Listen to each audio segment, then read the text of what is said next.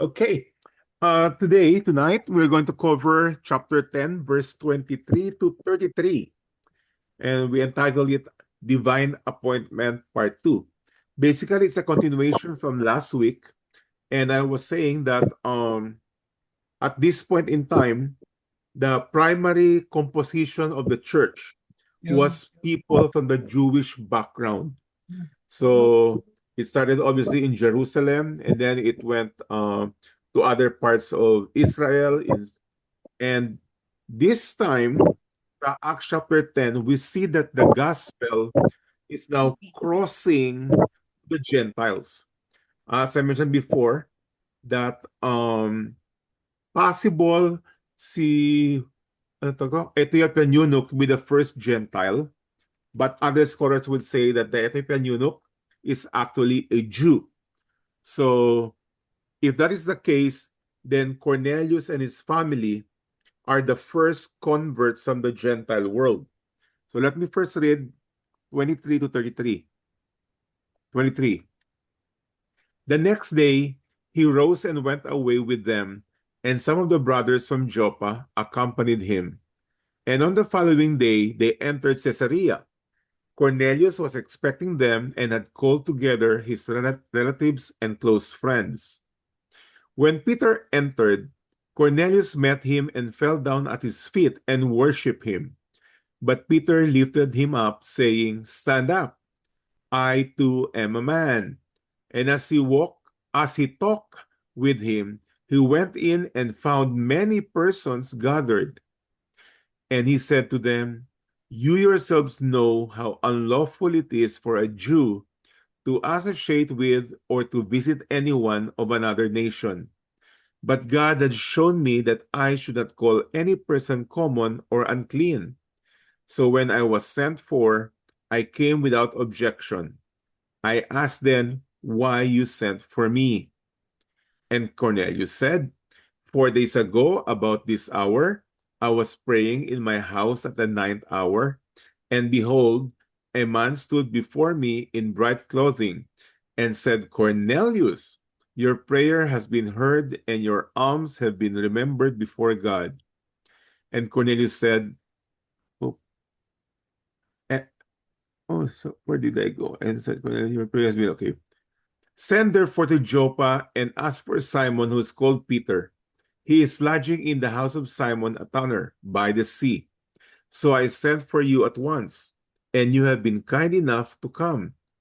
Now, therefore, we are all here in the presence of God to hear all that you have been commanded by the Lord." So, this is a continuation from last week, where Peter was fetched by the soldiers of Cornelius to come visit Cornelius.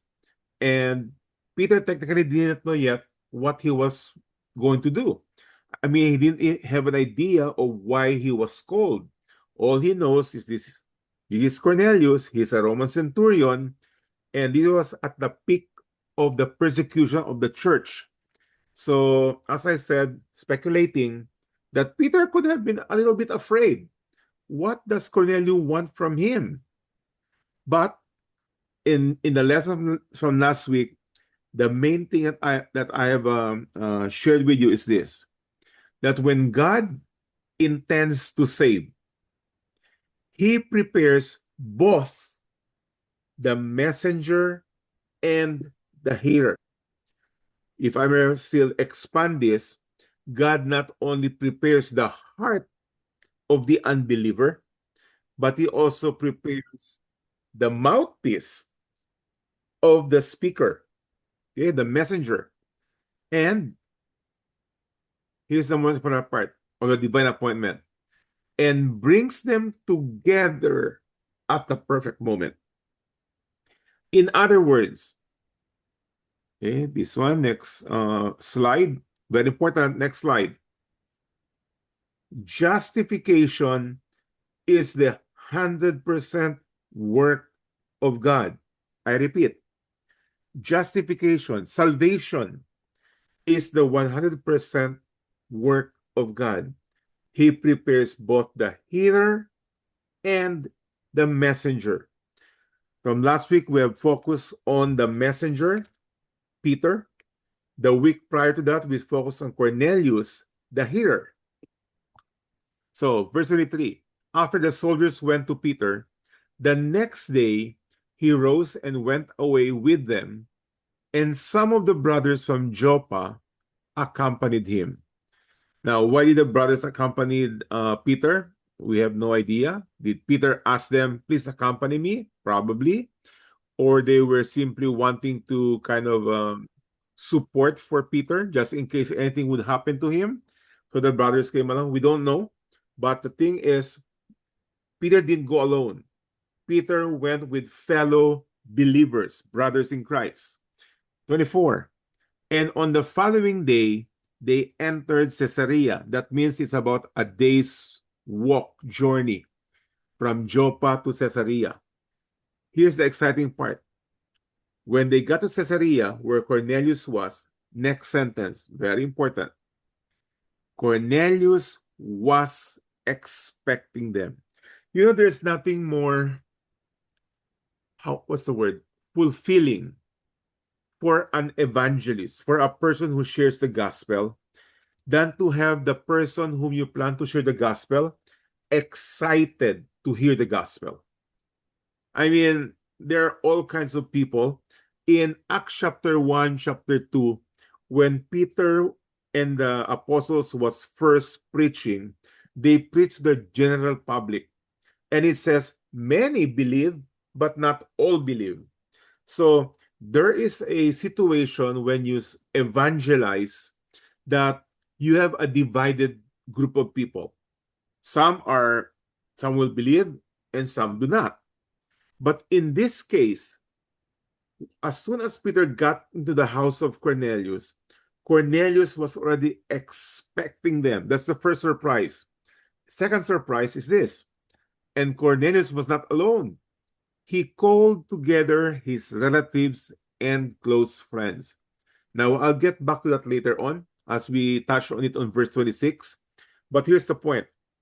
Cornelius, who is at this point still an unbeliever, still unjustified, already functions as an evangelist. He already invited his close relatives and close friends. Then, when Peter entered, Cornelius met him and fell down at his feet and worshiped him.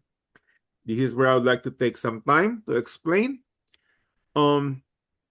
This word worship is not just about singing songs of worship.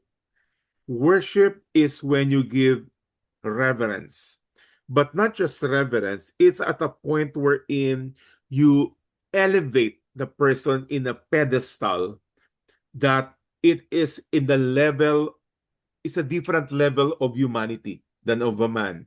So that's what Cornelius did, simply because he was a centurion. He was used for his soldiers under him to perhaps bow down to him. He was also used back in Italy, in Rome, where he bowed down to Caesar. So it's part of his culture. Just like Peter, who was to break the culture of the Jews, not to associate with a Gentile, here's a Gentile who practices the culture of the pagans.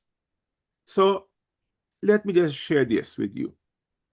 Immediately, Peter lifted him up, Cornelius, saying, Cornelius, stand up, I too am a man, which tells us that the type of worship, the type of reverence that Cornelius gave to Peter was that not only of a man, but something higher, elevated, more than a man. So let me share to you a couple of verses that speaks about false worship and the commands from scriptures concerning worship.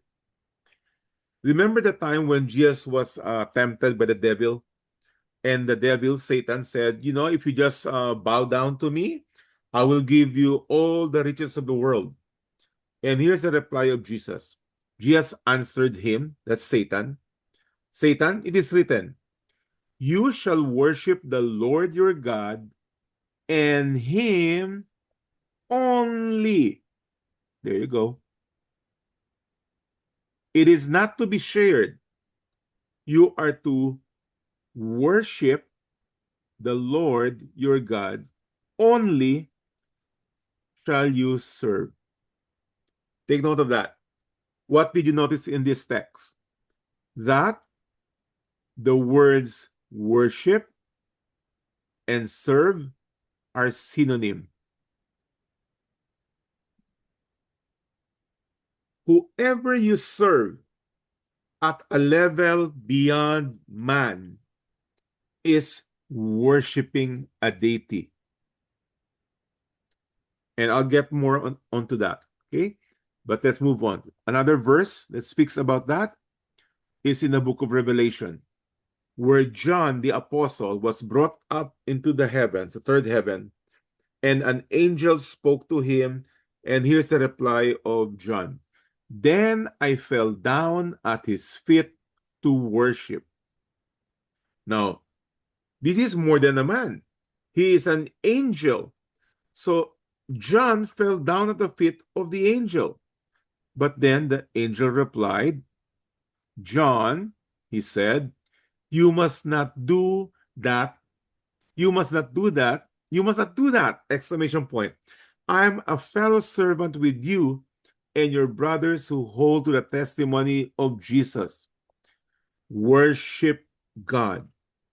Another way of saying, worship God alone. Now, this bowing down, worshiping, and serving is something not only happening in the first century, not only happening in the Old Testament, but the reality is this: it happens today. And I would like to touch on that, especially on the bowing down. And I'll show you a photo here, especially in the Catholic background, in the Catholic religion. Bowing is so common. You might not even realize that, but whenever you attend Mass, you have to kneel. And sometimes we might not even know to whom are we kneeling, but bowing is a very common thing.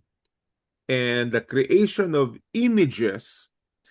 And I remember I have a uncle, the brother of my mom, who's a priest. And at some point I asked him, Uncle, why do we have images? He said, oh no, images are just representation. They are not, they are not gods or anything. It's just like a picture of your girlfriend, he said. When you have it in your wallet, it's just representation. That picture is not your girlfriend. It's only a picture. But let's take a look at how scriptures describe images, idols, and bowing down. Let me bring you to Exodus, the Ten Commandments. This is the second command. The first command is, thou shalt have no other gods before me. Second command, verse 4. You shall not make. There's a command. Not make. For yourselves a carved image or any likeness of anything that is in heaven above, or that is in the earth beneath, or that is in the water under the earth. So the command is, do not make. It's not a matter of, well, it's just a picture, it's just a representation. No, that's not the issue. The issue is, do not make. So it's not yet even about bowing down. It's not about worshiping. It's just about making. Do not make. I remember when I was still in Tacloban, Boboy and Danny, there is a shop near the Santo Niño Church there that sells images. And what is funny is in their signboard, they say, we make saints. We repair saints. Huh? I don't know. We repair. Well, yeah, we make and repair saints. Nako. So anyway, the command is do not make. Then next verse, you shall not bow down to them. Another command, not bow down to them. First is not make, not bow down, and bowing down is the same thing as serving them. For I, the Lord your God, am a jealous God. So this is again, all of us here, I guess, came from the Catholic background, and some of us have come to know the Lord, but yet sometimes we still have this culture that is very much attached to us, and sometimes it's difficult to let go. I can speak of myself and my family. When I came to know the Lord, repented, and put my faith in Christ alone, there are still many practices that was kind of difficult to let go. And it's primarily because of culture, family, the uh, again, it's a, what's the word? It's just difficult to take off our minds. Isaiah, this is a funny way of putting it. This is God speaking concerning people who worship and bow down to idols. Look at what the Lord says. This is quite long, 13 to 17. The Lord says, the carpenter stretches a line. He marks it out with a pencil. He shapes it with planes and marks it with a compass. He shapes it into the figure of a man, with the beauty of a man, to dwell in a house, to be placed in a house. Next verse. He cuts down cedars, or he chooses a cypress tree, or an oak, and lets it grow strong among the trees of the forest. He plants a cedar, and the rain nourishes it. Then it becomes fuel for a man, naging firewood. He takes a part of it and warms himself. He kindles a fire and bakes bread. Also, he makes a god and worship it. He makes it an idol and falls down before it. Now, if you would ask a person if he has made a god, he would say, no, I did not make a god. But from the point of view of Yahweh, from the point of view of God, the mere fact of making it is you are creating a god. Next verse. Half of it he burns in the fire. Over the half he eats meat. He roasts it and is satisfied. Also, he warms himself and says, aha, I have I am warm. I have seen the fire. 17. And the rest of it he makes into a god, his idol, and falls down to it and worships it. He prays to it and says, deliver me, for you are my God. Wow. So no wonder when Cornelius bowed down, worship him, what did Peter say? Stand up, Cornelius. I too am a man. And this bowing down, um, especially for us coming from the Catholic background, has even gone a step further. Not only do we bow down, it's also a very common practice to kiss the ring of the priest or the pope or the cardinal or the bishop. So it's far more than just bowing down now. And by the way, none of them who were bowing down would say, oh, he's a God. None of them would say he's a God. But what we have to understand is from the point of view of Yahweh, of God, that when you do these things, you are making that person or that thing a God. And that is totally in contradiction to the first two commandments. First commandment, thou shalt have no other gods before me. Commandment number two, thou shalt make no images and do not bow down before them. And yet, it's a practice that is sometimes, perhaps, even amongst us right now, that probably we are still very much attached to. But I think this is a lesson where we need to start breaking off from religious practices and cultural background, which is not in line with the teachings of scriptures. There are things like in the case of Peter, uh, his idea of not eating meat to become more holy is not what God has made clean. Nobody can call it unclean. In the case of Cornelius, his practices as a Roman centurion was to bow down to Caesar.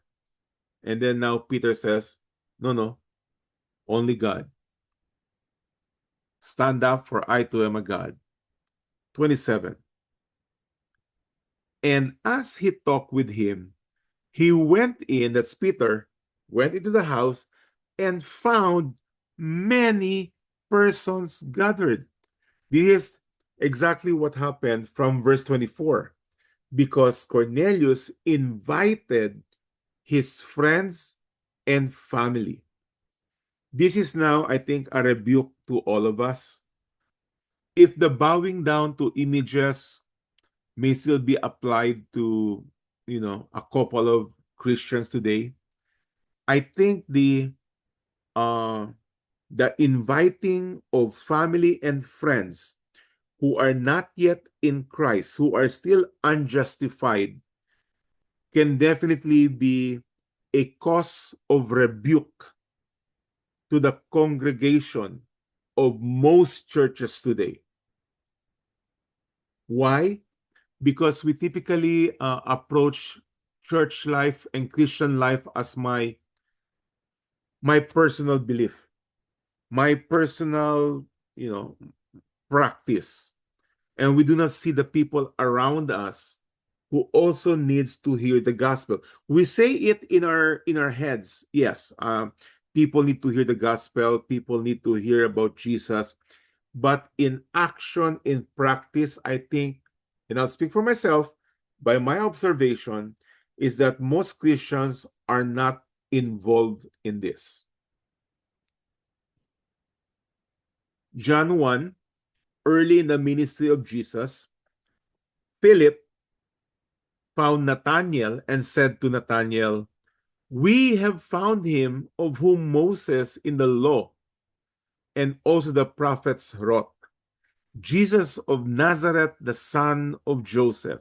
So in the context here, Philip already came to see Jesus. And the first thing that Philip did was go to Nathanael and said, Nathanael, we found Jesus, the one written in the Old Testament. Then Nathanael replied, can anything good come out of Nazareth? Philip answered back, come and see. So this is the same attitude of Cornelius, wherein if you hear the gospel, if you find something good, you get to speak and share it and invite others so that they too might hear the good news. I think this is where the most churches got it right. We're in typically, especially at the announcement part and at the ending part of the church service, they would say, okay, next week we'll see you again. And remember to invite your friends. I think that is where the church has gotten it right. Wherein we encourage the congregants, the attendees, to actually invite their family and friends. This is the example we see in scriptures. So, Matthew 9, Jesus said this to his disciples, okay, to his followers. He said this. When he saw the crowds, He had compassion for them. That's the general public, the people. Jesus had compassion on them. Why? Because they were harassed and helpless, like sheep without a shepherd. Then Jesus, looking at the disciples, said this. Then he said to his disciples, Disciples, the harvest is plentiful. Really, in the context, the sheep without a shepherd that is being harassed right now are plentiful, but the laborers are few. Now, why did Jesus say this? And why did he say this to his disciples? Because the tendency of the disciples of Jesus back then and his disciples today is that we tend to enjoy the barn and we beautify the barn. We make the barn very cozy, very inviting. That's true. That should be the case. But the laborers, the one who actually work, is few. Then Jesus says this in a very nice way. He said, Therefore, pray earnestly to the Lord of the harvest to send out laborers into his harvest. You know, this is a very diplomatic way of Jesus to tell his disciples that, you pray that you would start to realize that you need to get out of the barn and start working for the kingdom of God. And here's what I think Christians really have to hear from the Lord, even in our text for today. We really need to hear this. That not only we need to pray and say, Lord, I pray for my neighbor to come to know you and my friends and my family that they will receive Jesus. Rather, not only should we pray for them, but we would actually go to them and share the gospel and or invite them where the gospel is being preached. So he went in and found many persons gathered. Then Peter said this. He said to Cornelius and the people there, You yourselves know how unlawful it is for a Jew to associate with or to visit anyone or another nation of another nation. But God has shown me that I should not call any person common or unclean. So this is really Peter describing what has happened to him when he was praying in the rooftop, wherein God showed him all kinds of forbidden animals to be eaten and said, Peter, rise, kill, and eat. At that point, somewhere there, that Peter realized that what God was speaking to him was explaining to him that the division between the Jew and Gentile is no more.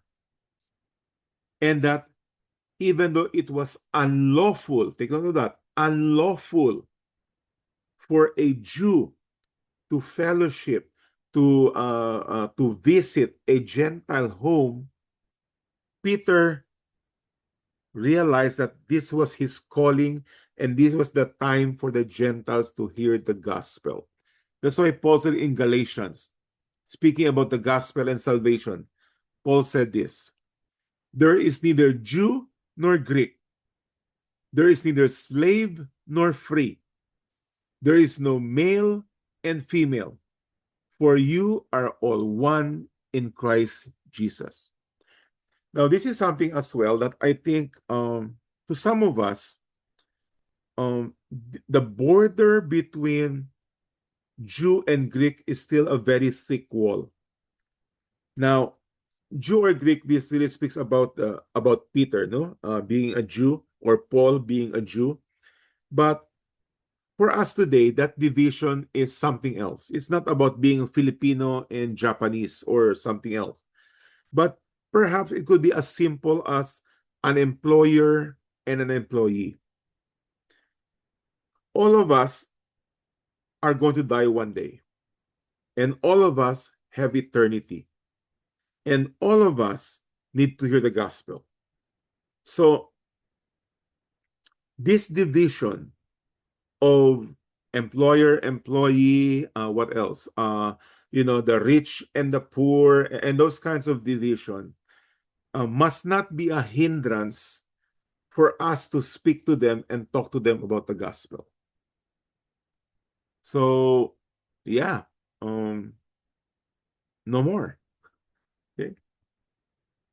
That's why Peter said, even though it was unlawful, it wasn't just not acceptable, it was unlawful. It is in their law that the Jews are not to associate with the Greeks or the Romans. So when I was sent for, I came without objection. Why is that? Because he finally realized that the Lord has taken off this division. I asked then, why you sent for me?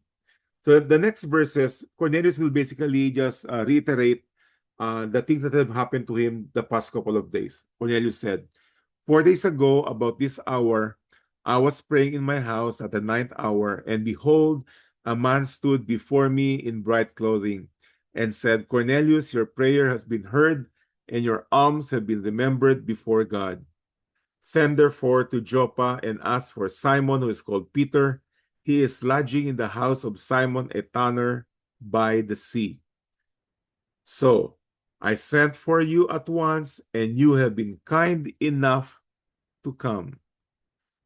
Now, therefore, this is the most important part from the mouth of Cornelius. Now, therefore, Peter, we are all here in the presence of God to hear all that you have been commanded by the Lord.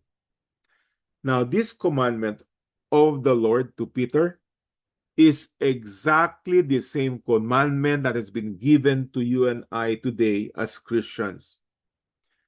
Go and make disciples. You are ambassadors of Christ. You are the reconcilers of the world to God. Same thing. And there are people out there, as you just said, there are sheep without shepherds who are excited, wanting to hear what you and I have to say. And when God connects us with the unbeliever, oftentimes it is at a time when we do not expect it. So let me quote two verses. First is from Second Timothy. Paul instructs the young Timothy about how to prepare on sharing the word of God. He says to Timothy, Timothy, preach the word, be ready in season and out of season. Let me stop there. Be ready. Prepare. Practice. This is something that does not happen automatically to all of us. It is not something that you feel comfortable with immediately. You might know what the gospel is, but if you have not been practicing it, I'll tell you, even if the person is a Cornelius who is ready to hear the gospel, you are not able to explain it clearly. For those of you who are in Tacloban, I challenge you and encourage you to go along with Danny uh, to to preach to people who are total strangers, because we might be doctrinally sound. We might know what justification and sanctification and glorification and all this eschatology of when the Lord will return. But the basic command to preach the gospel to the sheep without shepherd who is being harassed is all over us. There will be many of them who will be not receiving Christ, who will not accept you, but there are also many of them who will be Corneliuses. And what a joy it is when you start preaching to a person or group of people who are Corneliuses. And you'll only encounter them once in a while, I guess, but you will encounter them. Are all unbelievers Cornelius? No. Are there Corneliuses? Yes. Okay? You just have to keep on doing and doing and doing. So, where are we? First Peter chapter 3. Always, not sometimes, always be prepared to make a defense to anyone who asks you for a reason for the hope that is in you. Always be ready because you can never know how the person will open up a conversation about Christianity, about church, about the Bible, and so on. Even our ship snack, you pass it on to 100 people. Maybe one or two will say, "Oh, thank you. Oh, that lesson is a good one." Oh, only a few, but that is an opener, especially if the one responding is not in Christ yet, to follow up on evangelism. Because the reality is this: our ship snack could be heard and read by people and still go to hell. I repeat, our ship snacks was meant, by the way, for the ship. So the general public who might even appreciate it every day, but if they don't hear the gospel, they are still on their way to hell. You and I need to speak everything about the gospel. Romans 10, that's why Paul concludes with about the hearing of the gospel. That's why it's written, how beautiful are the feet of those who preach the good news. So again, the divine appointment is for the purpose of the messenger to share the good news of the gospel. And the gospel is always, the first step to the gospel is always the bad news. And the bad news is, you might be good, you might be nice, like Cornelius, but unless your sins have been forgiven, you are still headed straight to hell. So, that is Divine Appointment Part 2. Again, it's just a continuation from last week. Let's open up for a little bit for Q&A, and then I have something else to talk about. Okay. Any question, comment, clarification?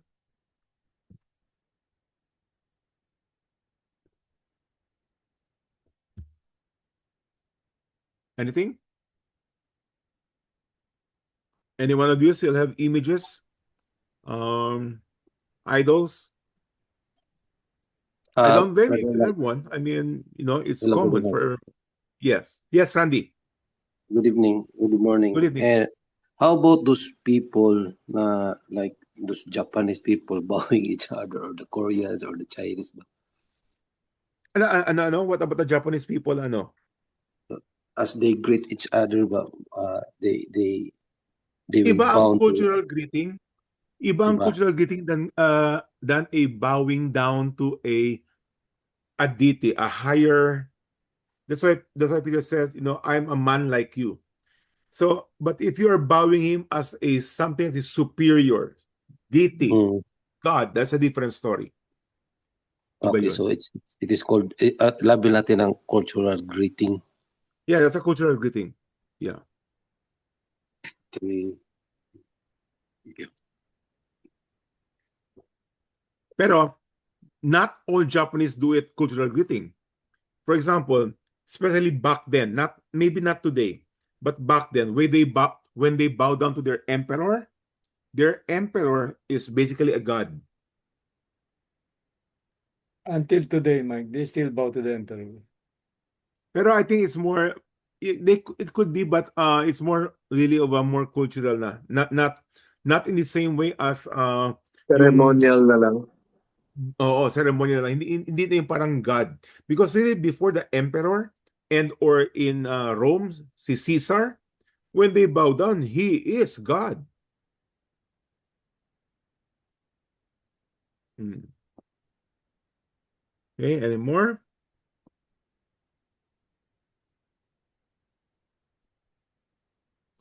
So, idols, images. Again, we have been talking a lot of our Catholic practices, but many of them are contrary to scriptures. Either you're aware of it or not. Hopefully, you get to know more a little bit about idols, on how God despises it.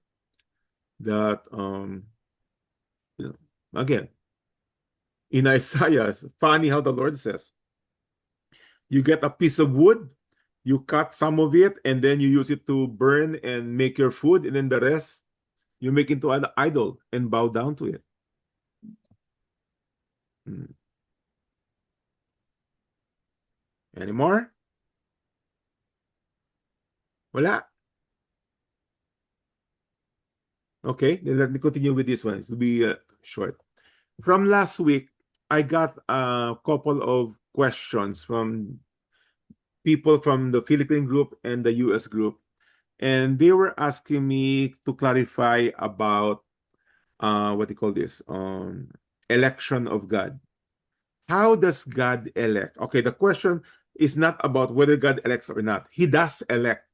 But the question basically is, what is the basis of his election? Ano ang criteria niya of whom he will elect? So let me start with John 6:37. Jesus said this to his disciples, all that the Father gives me will come to me. Let's stop there. Who will come to the Lord? All the Father all that the Father gave, Jesus. And whoever comes to me, whom the Father has given me, I will never cast out. So, here's a question. What is the basis of God's election? Anong criteria niya?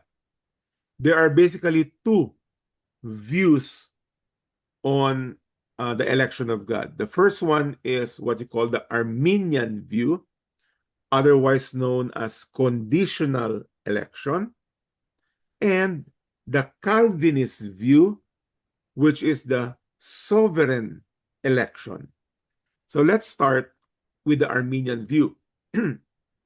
By the way, Arminian view is the most common view among all Christians of all kinds of denominations. Arminian view is the most common. And here is how it's defined.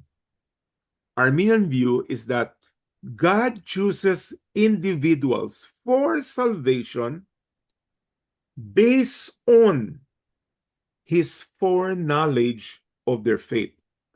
Sa madaling salita, God chooses based on his knowing about the future on where they will put their faith. Another way of putting it, he elects those whom he foresees will freely believe in him. Got that one? I try to simplify it as much as possible. So the Arminian view, conditional view, is this. The basis of the election of God is not based on God. Rather, it is based on man, but because God is sovereign, then he knows what that man is going to decide on. So whatever that man is going to decide on in the future, God will elect him. Okay? Here are a couple of verses that supports this view. Romans 8:29. For those whom he foreknew, okay, those whom he knows, from eternity past, God knows who you are. He also predestined to be conformed to the image of his Son in order that he might be the firstborn among many brothers. So what is the condition of his predestination? According to this verse, his predestination is based on his foreknowledge because he knows the future. So you have not been born again yet, but he knows in 2010, 2015, you are going to surrender your life to him. So therefore, in eternity past, God predestined you. Another verse, First Peter. Peter, an apostle of Jesus Christ, to those who are exiles, the elect, the chosen of the dispersion in Pontus, Galatia, Cappadocia, Asia, and Bithynia. So the elect, okay, who are they? According to the foreknowledge of God the Father. So who are these elect from those different places? Those whom God knew for knowledge before the foundation of the world. Another verse, 2 Peter 3 verse 9. The Lord is not slow to fulfill the promise, as some count slowness, but is patient toward you. How is he patient?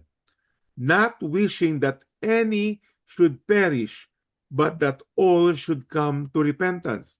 So if you dissect this, so what God is saying is, well, I'm just waiting for you to repent because repentance is based on you. I will wait until you repent.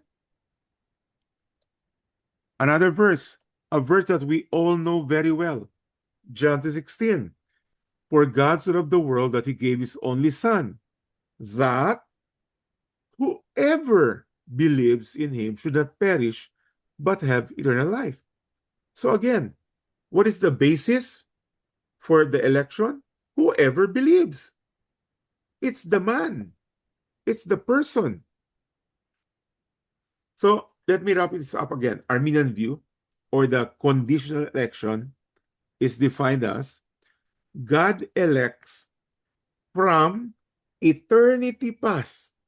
That's before the creation of the world. Whom did he elect? Those who will choose him in the future. Got that one? Okay. So the conditional election, or the Arminian view, is God elects from eternity past those who will choose him, or those who will believe in him in the future. That's Arminian. Calvinist view, the sovereign election of God. It will be defined as this, that the Calvinist view, God's election is grounded, basis is entirely 100% in his sovereign will, grace, purpose, and love in Christ. Totally of God, not in anything found in man. So what is the scriptural basis? Excuse me. I have a lot more. Ephesians 1. He chose us in him before the foundation of the world, that we should be holy and blameless before him. So what is the basis? Well, he chose us. In love, he predestined us to be us for adoption to himself as sons through Christ Jesus. On what basis? According to the purpose of his will, not of man, of his will. Another verse, Romans 9. God speaking to Moses, I will have mercy on whom I have mercy, and I will have compassion on whom I have compassion. So then, it depends not on human will or exertion. So, depends on what? But on God who has mercy.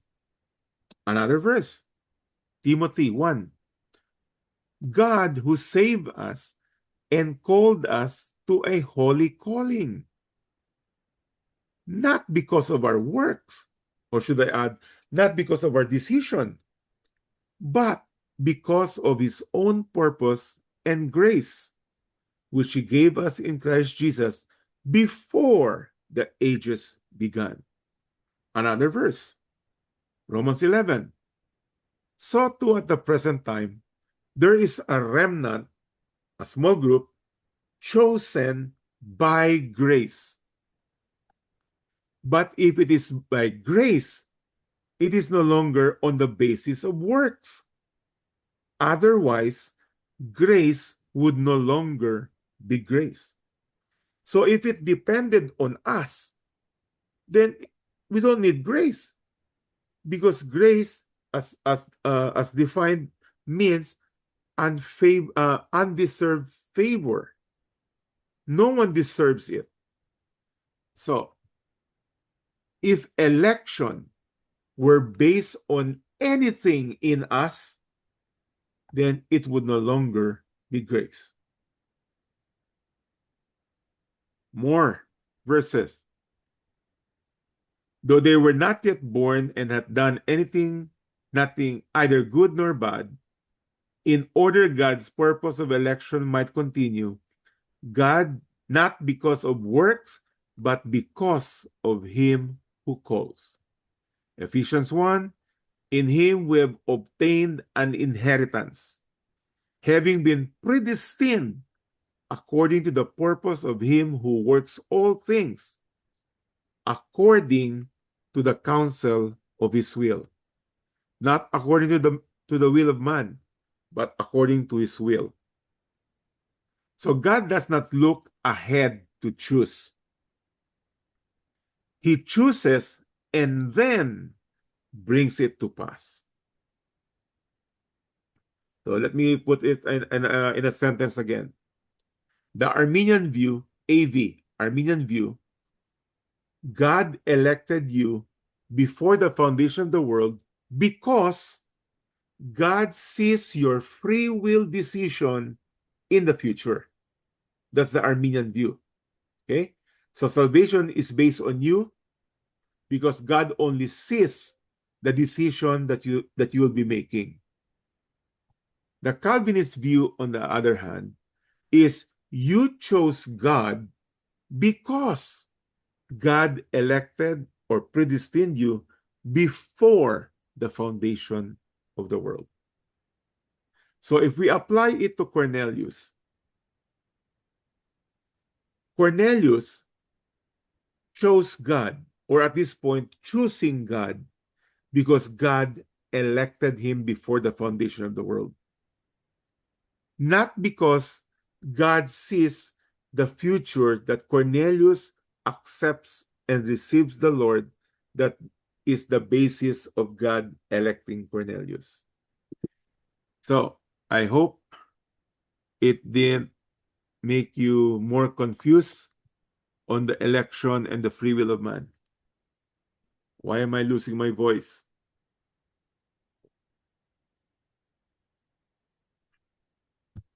Okay, floor is open.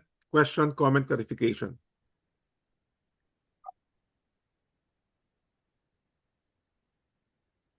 Turn in your videos now. I want to see you all.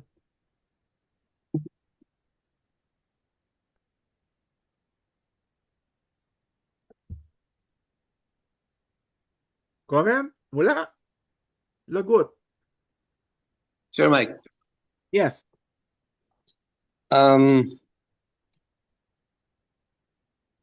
so si Paul before is di ba nag-persecute ng mga Christians. Ano si Paul? Paul mismo, Saul or si Paul. Paul Oh, mismo. what about him? Ano siya? Di ba? So before, di ba, he persecuted many Christians.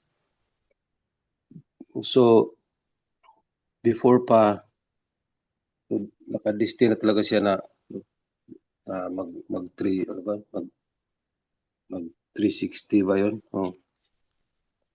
Yeah, if you take the view of the Calvinist view, that Saul, even prior to him being born again, has been elected before the foundation of the world.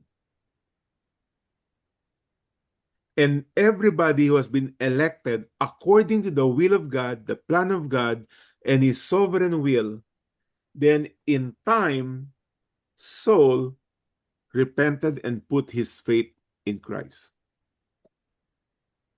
That is the Calvinist view. Kung you take the Arminian view, then ang decision to just repent and put your faith in Christ is based on man alone. Nakita lang ni Lord from eternity past, nakita niya lang, ay si Saul, ano yan, mag-repent yan. That is the Arminian view. Okay? So ang tanong ngayon dyan, which one are you? Okay? I'll speak for myself. You can have You can choose whatever view you want, but I just want you to have a strong conviction on why you believe what you believe. My conviction is a Calvinist view. Why is that? Because number one, we are totally dead. We are depraved. We are, as Paul said in Romans 3, no one who seeks God. No one. As a matter of fact, Jesus said to his disciples, you did not choose me. I chose you. So now, to have a full understanding on why pinili si person A, hindi si person B, in its full explanation, at this point in time, we do not understand. We just have to acknowledge that God is omniscient, God is loving, God is just, and God is sovereign. And based on all of his characteristics, he chose person A and not person B. That's the most I can explain concerning the election of God. So same with in John chapter 15 and 16, no? Sir Mike, no, you did not choose me, but I choose you and Oh, appointed you. exactly. Hindi ikaw ang pumili sa akin. He wanted to correct immediately his disciples. Kasi baka disciples sabi, uy, kami ang pumili sa'yo, no? No, no, no. You did not choose me. And the reason why you chose me is because the Father gave you to me. And whoever the Father gave me, I will lose no one. That's why Pwede for bang, eternity, we will be thankful and grateful. Kaya di ba may kanta? And I'm forever grateful to you. You know the reason why we are forever grateful? The mere fact that He extended grace to us. Okay? We do not deserve. Okay, Baran? okay, thank you. Meron pa. Konti. Oo, sige. Pwede bang ang isang atheist, matawag natin na atheist ngayon, pag he will turn to Christianity by, no, parang na-convict siya. Pero ring instance na matawag natin na atheist ngayon, but in Well, tomorrow or yeah. Atheist, kasi our description of any person is present tense. So he is a Baptist, he is a Catholic, he is a Hindu, he is a Muslim, he is an atheist. So we speak on present tense. But when God speaks about, they are my sheep, He speaks from eternity past. Kaya sabi niya pa sa John 10, my sheep hears my voice. So you might have heard the voice of God or responded to the voice of God, I don't know, maybe at age 40, at age 50, at age 30.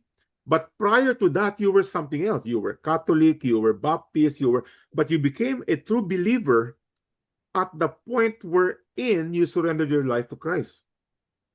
But you were already a sheep of the Lord. You still just haven't heard His voice. Bakit? Well, several reasons. Number one, you love sin. You are enjoying sin. Okay? So, another reason, maybe again, your cultural background is very strong. Kung galing ka sa Jewish background like Peter, well, very strong ang pull ng Jewish practices. If most of us here came from the Catholic background, the pull of the Catholic background is very strong. As a matter of fact, even after becoming a true Christian, many of our practices are still from the old Catholic practices.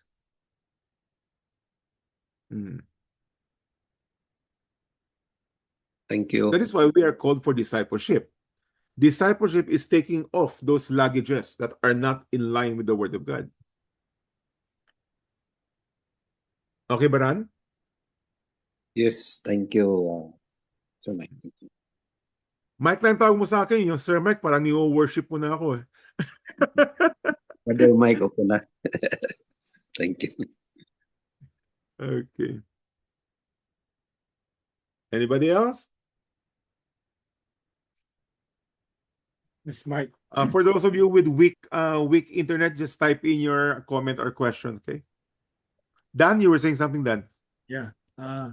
Again, I'll mention simple definition sa akin ng election is the dead cannot resurrect himself. So it's the work of God to awaken us.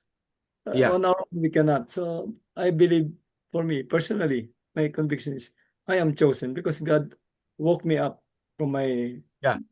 uh, That's why we say the salvation, justification is the 100% work of God. You are right, because we are dead. dead to sin. Yep. I Yes, would Wang. try. Okay lang yung connection, no? Yeah. Did you, yeah, because if there is election, certain people who are selected for, for salvation, then there's also the other side, which is, ano ba yun? Remy, yung hindi na-elect. So those naman people will just go on their way to hell, di ba? Kasi yun na talaga Yeah. yung direction nila. Reprobation, is it? Reprobated. Reprobation, no. Mm. So that's more difficult Over. actually to understand, but it is as much the divine will of God as election is. So Yeah. mabigat din yun. You know what? There is no black and white answer talaga. Kasi even in Romans 9, no? When the people were asking, bakit ganun? Why did God choose Jacob and not Esau? Because that was the issue. Where before they were born, before they did anything good or bad, God chose Jacob and hated Esau. Wait, bakit naman ganun? Unfair. What was the reply of Paul? Very simple. But who are you? A mere man. Tao ka lang. As a matter of fact, hindi lang tao. Later on, he says, you are just a clay. Putik ka lang. And who are you to question the potter? So, again, like I said, at this stage in our journey, the revelation of God describes that those whom He chose is according to His sovereign will, according to His love, according to His grace, and according to His purpose. So, but the nitty-gritty details of it, we'll get to know when we get to heaven. That's right. But it also glorifies the mercy of God, di ba? Kasi actually walang nagde-deserve, right? But Yeah. but he showed mercy. Mercy meaning they deserve the punishment, but he by Yeah, grace, exactly. sinabi niya hindi niyo matatanggap yung punishment na yan. And emphasizing what you are saying, Weng, every single person who's going to hell, all of them, 100% deserves it. And every person who is going to heaven to spend eternity with Christ, all of them do not deserve it.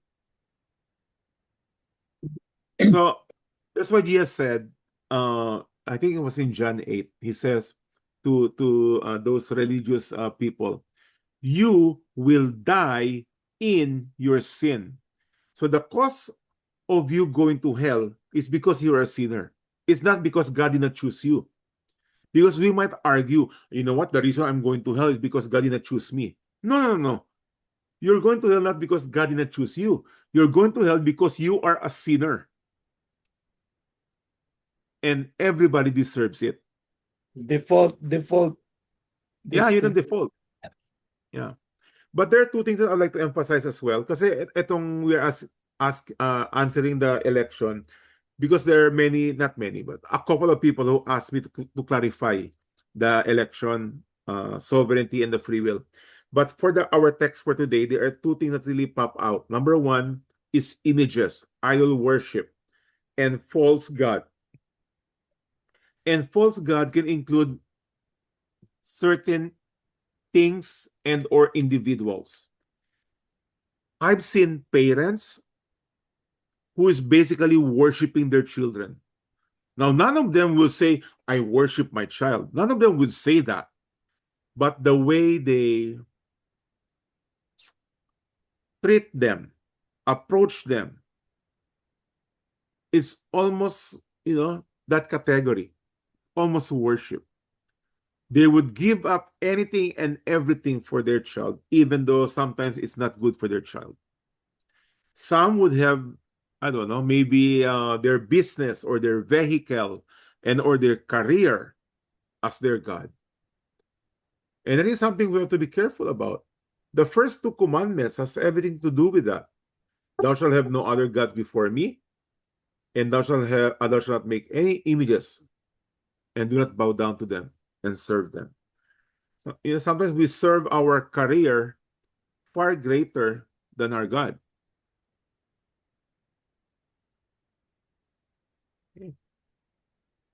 I mean, even prioritizing, for example, your church service or even a Bible study. Many would only think, okay, I'll go Bible study kung walang conflict ng schedule. It's walang appointment or anything.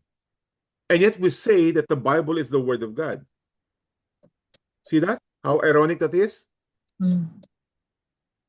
So, again, even many Christians are committing that sin. Remember, there are two kinds of sin: the sin of commission and the sin of omission, when you neglect your responsibility. And it's a Like the command. other day, Yes, ma'am. the other day, we were talking about yung mga Catholics na mababait. Like, galing ako sa Couples for Christ. At marami kaming mga ministries na ginagawa. Tapos, busy talaga na. Every single week, may mga house of meeting, may mga praise and worship, and then so many good works that we were doing. No? So the only, and if you ask me during that time, si Jesus ba, ano mo talaga? Worship mo talaga? Yes, of course. And I will answer that. Si God ba priority mo? Do you serve God? Sabi ko, yes, with all sincerity and with all honesty. That will be my answer, no? Pero hindi pala ako elect, di ba? At least at that time, right? So, paano yun? Parang ang idolatry ko na is the community itself, is the ministry itself, and everything, the good works that I'm doing, helping mga poor people, nagme-medical mission, and so on and so forth. Pero hindi ko pala yun ginagawa for the glory of God. Hindi pala siya ang priority. Yeah, and Para that's the sa irony good of it. feelings pala. Yeah, that's the irony of it. Sometimes we're not even aware of it. In our minds, we are worshiping God, but in reality, we are not. Because kahit ito yung mga idol worshippers, no? In their mind, they are truly worshiping God. Yun ang akala nila. But you see, it is not about sincerity. It's about the truth. That's why Jesus made it very clear. The truth will set you free. Not your sincerity. Because you can be sincere, but sincerely wrong. And there are many religious people who are very sincere. Mormons, Iglesia ni Cristo, I mean, name it. A lot of them are very sincere. And including yourself when you were sincere. There's only one issue. You're sincerely wrong. At least not according to scriptures. So, yeah. That's also the reason why, discipleship is very important. Because salvation, justification is just the initial step. That's only the starting point. And even the Great Commission, go and make disciples. And the word disciples there is make, this is going beyond justification. This is now where the teaching, correcting, rebuking will come in. Okay? Roxanne? Anything on your side? Yes, Mike. I'm just grateful that you preached, you obeyed, you preached. I heard, I believed. I'm elected. Amen. Yeah. Kaya nga, we will be forever grateful. Salvation is really the 100% work of God. It was God who worked out you to prepare you to be a healer and for me to be the messenger. And just, we think it's an accident, but God has put us together. I mean, even through Danny and so on. I mean, all this are all orchestrated by God. All. Yeah. And Mike, Yes. to evangelize, I think we must always be ready, always be prepared and practice, because if you're not prepared, I think no one wants to listen to you. Yeah. If you're not prepared, here's the thing. You miss the opportunity. It is not like the person will not become a believer, because Jesus says, I will lose no one whom the Father has given me. So that means every person who has been elected before the foundation of the world will come to know the Lord. But if you and I are the messenger and the healer is right beside us and we do not do our job, we miss the opportunity. We miss the partnering to work with the Lord.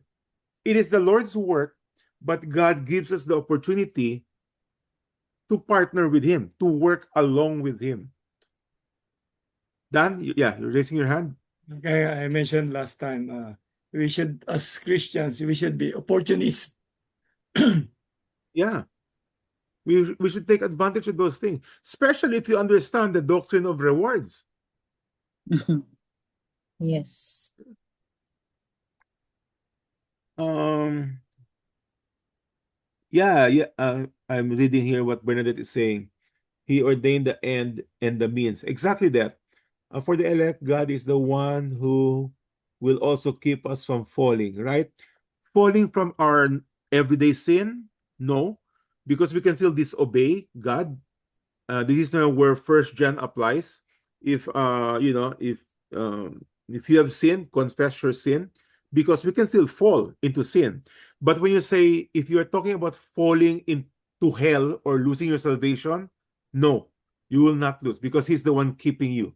No one can snatch you away from my Father's hand. No one. Because salvation is not based on us. It is a gift of God. So how can I lose it if it's just given to me? I cannot lose it.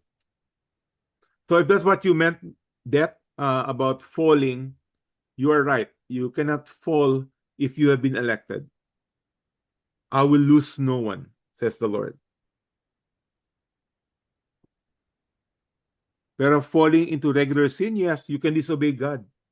We always disobey God. Always. Some of it we are aware of. Some of them are, unconsciously. If we don't go evangelize, we think we're not sinning. No, we are sinning if we're not evangelizing. Because it's a command. Go and make disciple. Yeah. It's a command. Any more?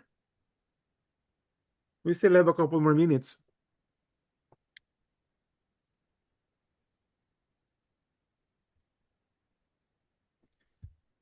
Anyone want to tell their story about their idolatry? Specifically, images. Anyone want to share? Do you have any challenges on that? How did it happen? Were you able to take it off immediately?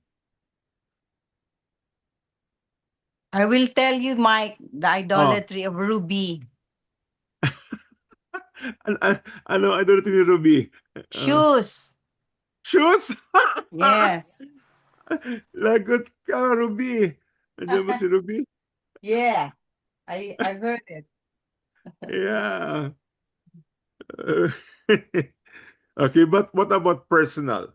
I mean, and more so, siguro, yeah, we can talk about idolatry of material things or people, pero coming our Me- cultural religious background, which is the actual images.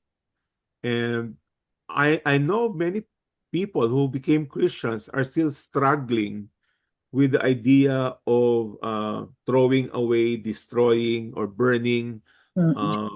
their images. Mike, in our case, Oo.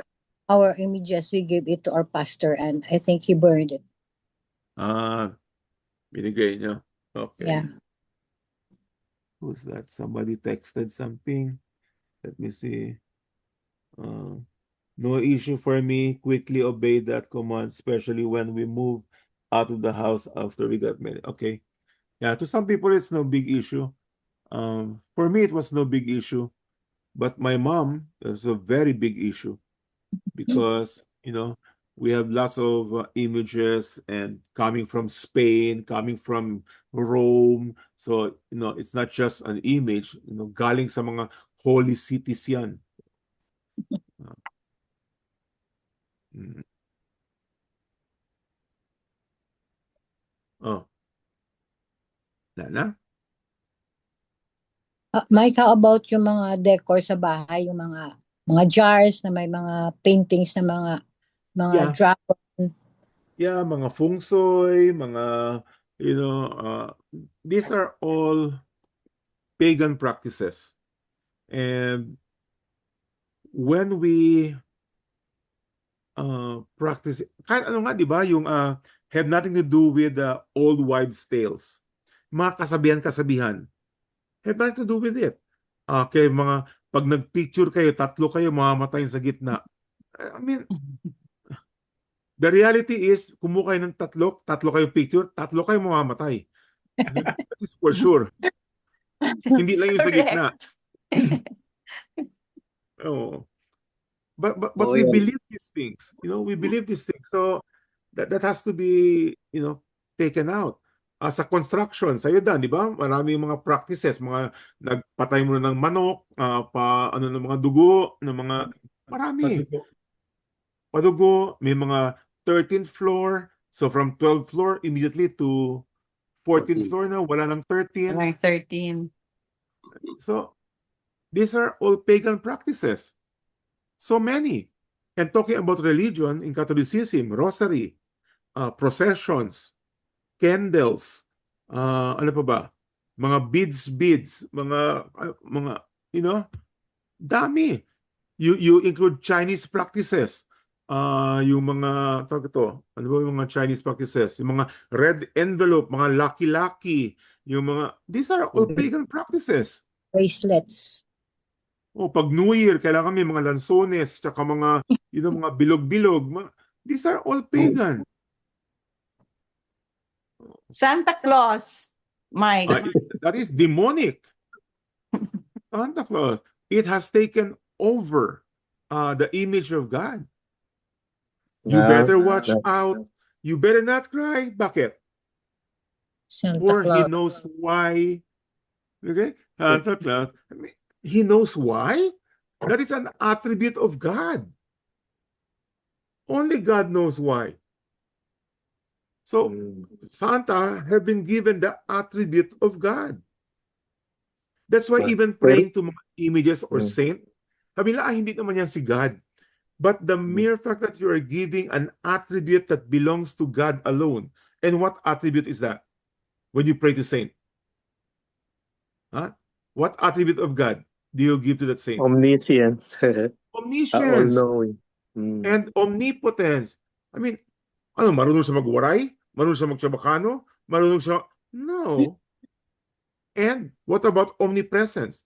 What if I'm praying to, I don't know, Saint Joseph right now? I'm in San Diego, and you are praying in Zamboanga. How can he be in 2 places at the same time? That is an attribute that belongs to God alone. So whether we are aware of it or not, we are actually making whoever a God. And by the way, that saint, that real saint, Joseph or Mary, they're not even aware of it. If they're aware of it, they're crying in heaven now. Si Peter is crying because a lot of people are praying to Saint Peter. He himself said, "No, I'm a man just like you." Mm. Hmm. Mm. Ano pa? We have 6 minutes.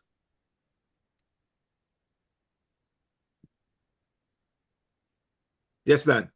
The dead cannot hear us who are alive. Yeah. And if in scripture says that it will be all joy when we are with Christ, then they could not be aware of anything that's happening in this world. If they are aware of what is happening in this world, then they would be crying.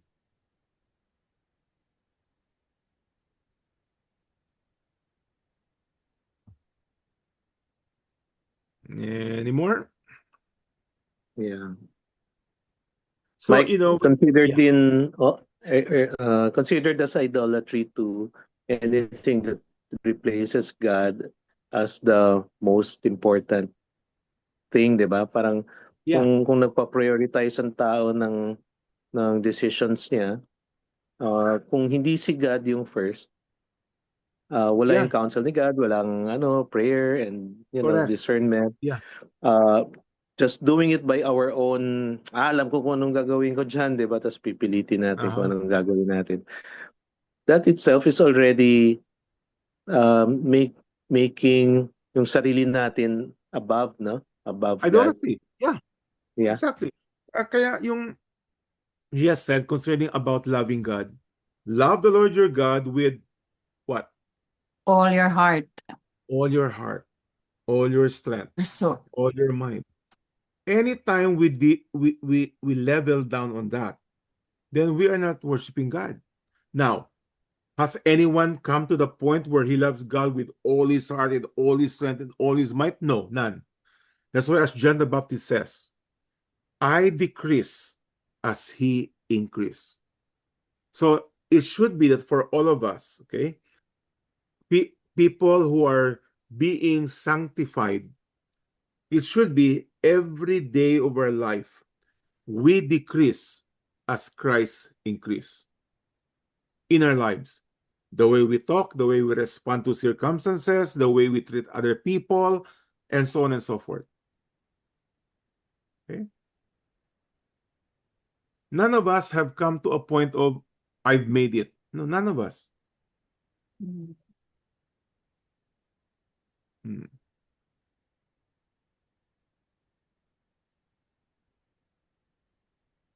Any more? So my encouragement to all of you, as we learn from Peter, number one is be ready. When God puts a person or group of people in front of you, talk about God. There might be a Cornelius there who will say, "Oh, please, we're ready. Tell us what God had told you to do or to say." Be ready. Number two, we also can be like Cornelius. Even though the message was for him, he invited his friends and family. For us, it's really very simple. If you think this Bible study is helping you out to know more about God, please invite other people. Very easy. And number two, yung ating daily devotional, go send it. It could be an opener for people to respond to the voice of God. You can never know. You can never know. So I think those are the things that we can pick out from this. And again, the worship thing, let's continually decrease as he increase in us. Okay? We're becoming more like Christ. Let's close. Father, thank you for your word, Lord, and for the reminder and for the rebuke even, that we might not even consider ourselves idolaters and just point our fingers to those people who are actually kneeling before images, when in fact we ourselves have imaginary gods, and or we have made God of ourselves, not prioritizing your will and your word. We hear it with one ear and let it go on the other. Forgive us, Lord, for our disobedience. Help us to continually grow in you. And Lord, give us a desire not just to be glad of hearing your word, but to have other people hear your word as well.